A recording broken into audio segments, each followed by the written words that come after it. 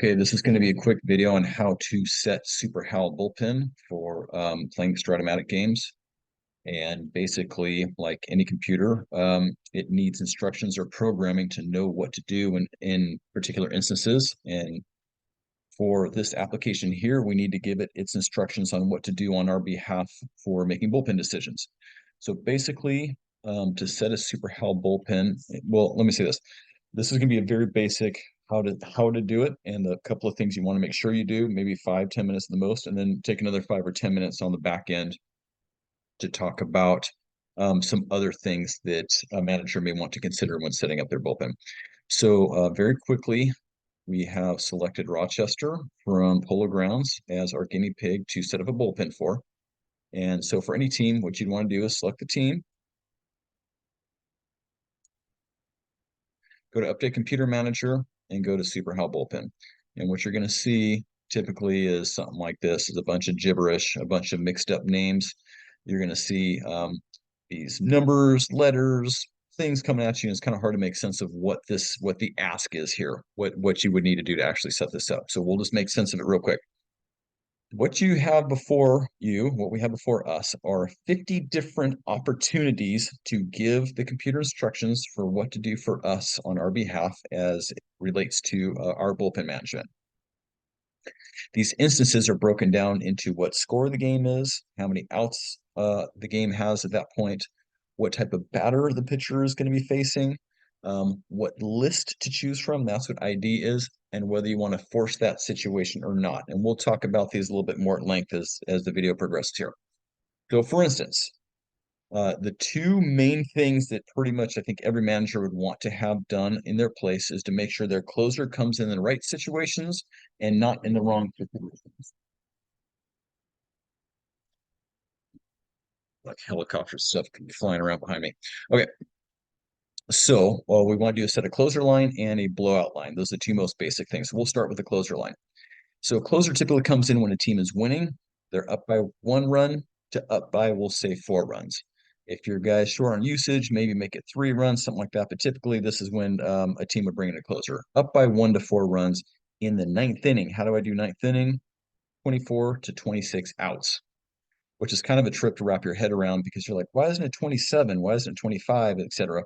Because once the 27th out is struck, that's in the computer's mind, the 10th inning is begun. So if you want something to happen in the 10th inning, you would do your outs 27 to whatever. Whereas if you want something to happen in the 8th inning, you do it 21 to 23. So in this instance, we'll just keep it basic. We're doing the ninth inning. Okay, we're up by 1 to 4 in the ninth. And this line here, the bat type, these are all the different batters that the computer has categorized hitters into. The capital L is a lefty that hits righties. Capital R is a righty that hits lefties. In other words, these are like standard batters. Switch hitter, this is a backwards hitter, a lefty that hits lefties better, and a righty that hits righties better. So in most instances, we would want our closer to come in no matter who the batter is in the ninth inning, and so we'll just go with that for now for simplicity's sake. Okay, so now when we're up by 1 to 4 runs in the ninth inning, no matter who's coming up, we want Hal to go to list number A. Well, what's list number A? I've already kind of organized it. We want Munoz to come in first, Iglesias to come in second. These are kind of our main closer guys. Ottavino to come in third, Chapman to come in fourth, Santos fifth, blah, blah, so on and so forth. So in other words, in this instance, this is the list of guys that Hal is going to go down to bring in to close out the game. Now, if Munoz is tired because he was used too many games beforehand, Hal will go to the second name down the list, Iglesias. If Iglesias is tired because he already came in the seventh inning, etc., it'll go to Ottavino, etc., etc. So it just gives you a list, a sequence for the computer to go down in this instance. Okay, what about this force situation? Well, by clicking force, this means Hal is going to do it no matter what the circumstance is. The pitcher's throwing a perfect game, et cetera, et cetera. If this circumstance comes up, Hal is going to force this situation to happen.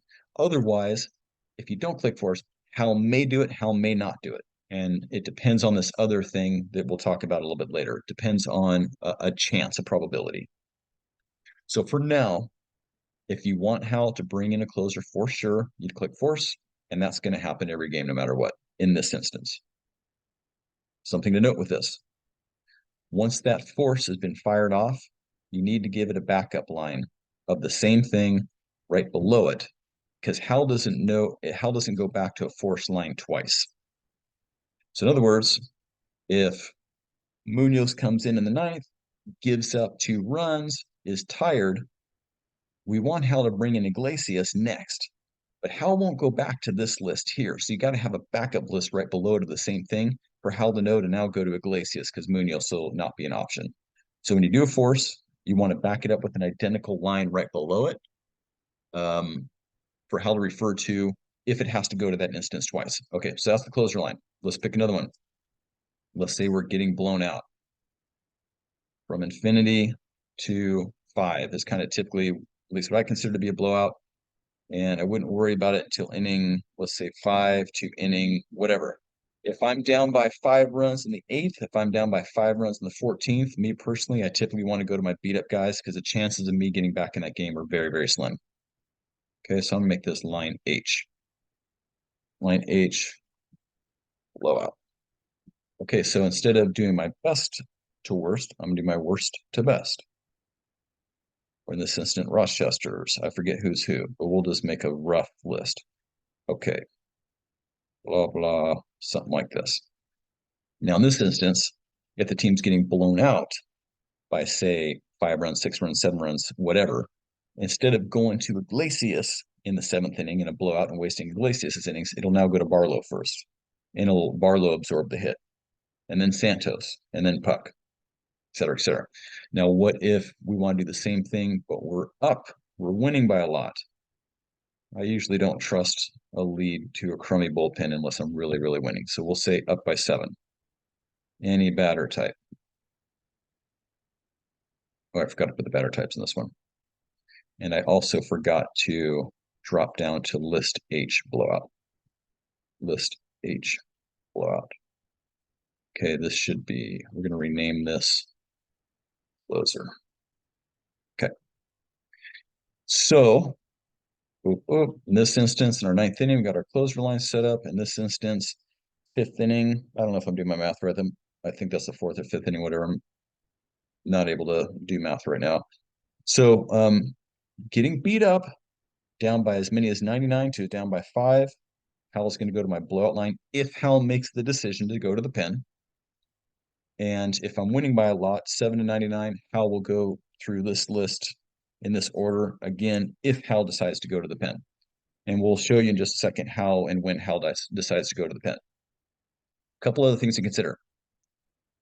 In standard, well, let's see, I'm going to do it this way.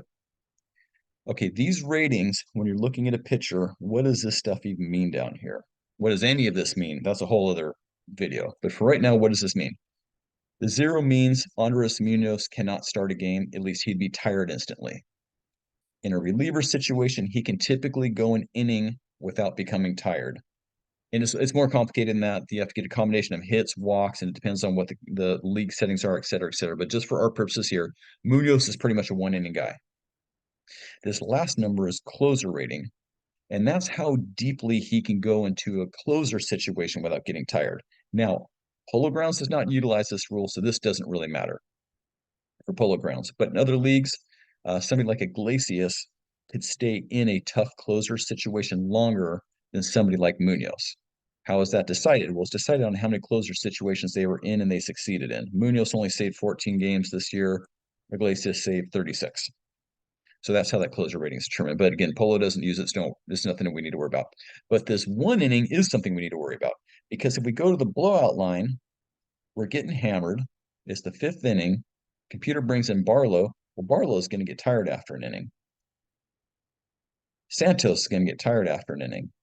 Puck's going to get tired after an inning. So no matter what, the bullpen is going to get run through because there's nobody to take the hit.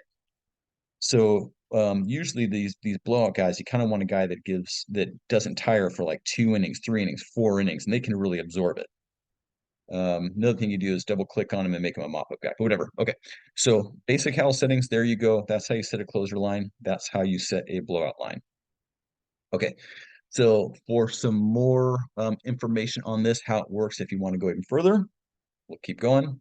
Okay, we've now set up Rochester, a couple of basic lines for Rochester. Saving it. Now let's look at another league, and we're going to look at Cleveland.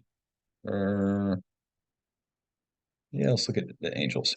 Okay, team, update computer manager, SuperHal.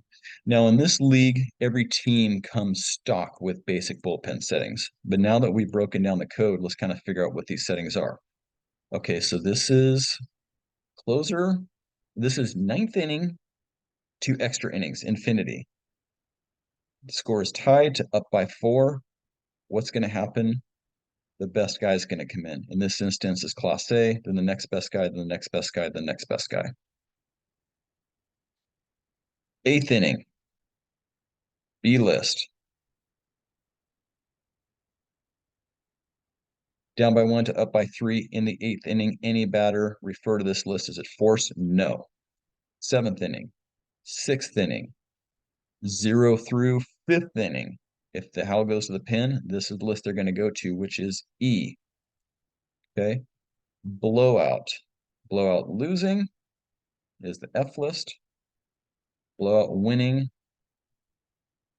is also the F list. We're going to keep it simple because there's all kinds of things you can go off on this. But anyways, so this is a different set of bullpen logic, and it's going to matter when we play this game here. Okay, so let's run a game between these two teams, and we can see how this actually is going to work in practice. Okay, so we'll go Tournament League, Angels versus Polo Ground, Rochester, starter, Wheeler, starter, Glass now. Okay, got our lineups. Here we go.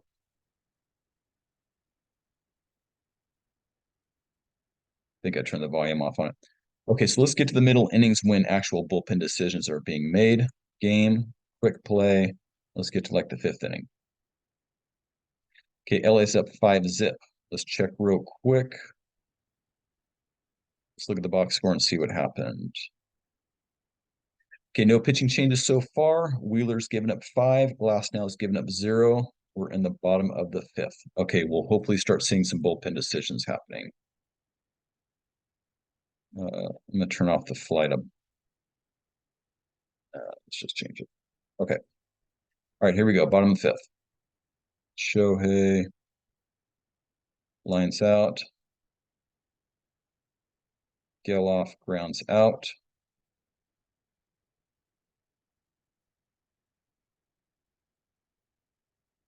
Sure, fly ball. Okay. Top of 5. Jordan's done. Bregman. Kirilloff.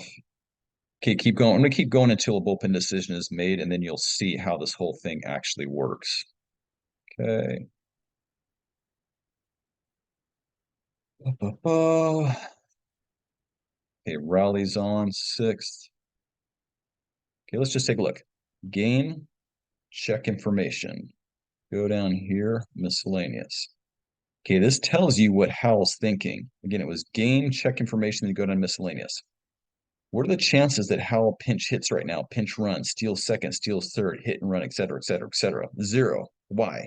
Because a computer manager must be set up to not do these things. And when you go to your manager settings, we all have the choice to do these things or not. And Howell just makes a decision based on probability. So if you set your team to be very aggressive, the probability of it stealing at any given time is just increased. The same is true for bullpen.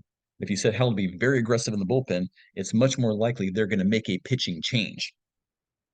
Okay, so but for this instance, Howell is not considering a bullpen change. 0% chance right now. 0% chance he's going to do an intentional based on goals. Okay, so let's keep going until we get some probability of something happening. Okay.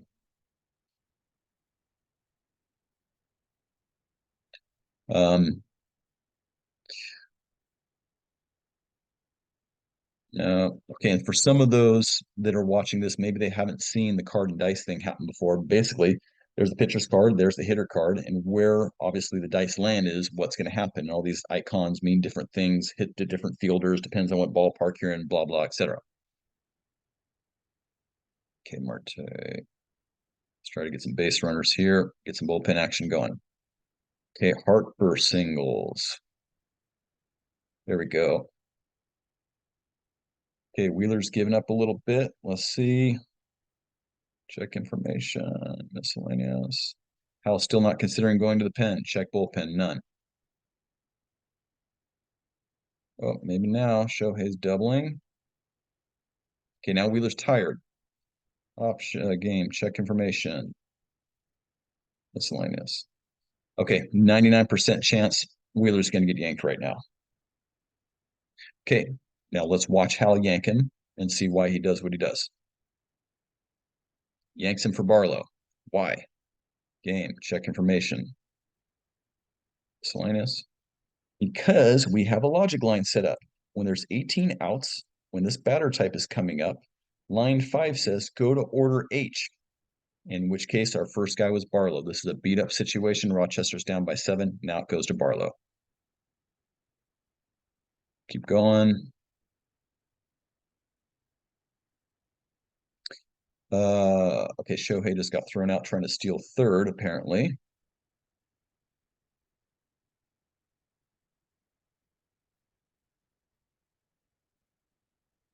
Okay, let's keep going. Let's see if we can get one more bullpen decision in here. Okay, now the Angels manager just brought in Haney. Game, check information. Let's go to miscellaneous.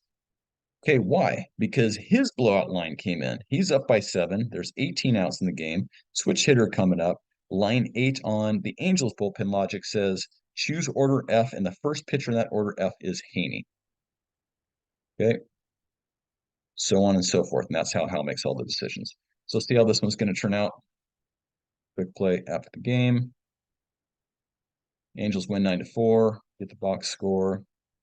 Now, again, you see Barlow only went that one inning, and what happens?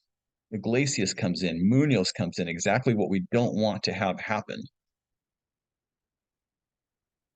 Because it's essentially a blowout. Why did this happen? Because once Hal went to make a decision in the 8th inning, well, Hal is only a 4-run lead now, and there's no logic line set up. And so Hal doesn't know what to do. Hal just picks a name. Hal picks Iglesias. So it's important to have all those logic lines filled in on what you would want Hal to do in that situation. In other words, Rochester just lost 2 innings of their bullpen in what was essentially a blowout loss. Whereas Angel bullpen, it got close, boom, boom, bringing Clase, game over. Okay, that's it for SuperHal Bullpen. And that is it for this video.